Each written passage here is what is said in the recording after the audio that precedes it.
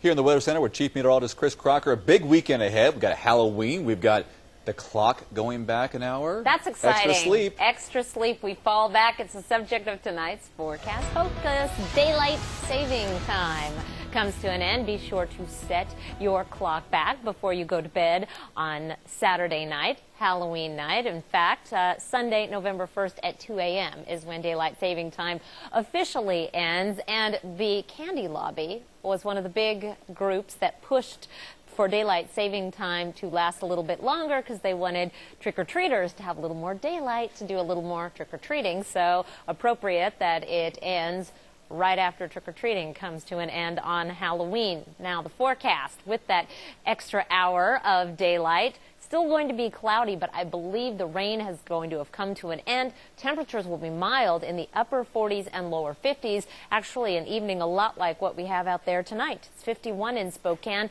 48 degrees in Coeur d'Alene. Despite the fact that we have been fairly gray today, our temperatures topped out a little above average. 55 right now in Lewiston and 56 in Moses Lake. On our satellite and radar, weak high pressure not keeping all of the clouds out, but these clouds are not producing any precipitation.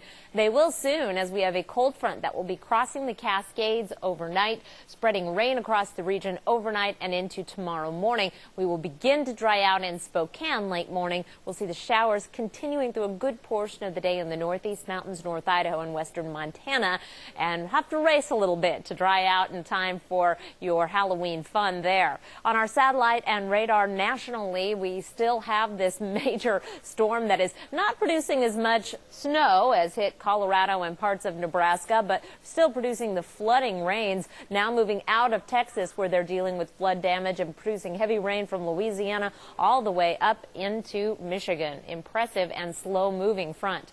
Your 7-day outlook: rain overnight tonight. Then we'll be drying out tomorrow. Some rain to start the day.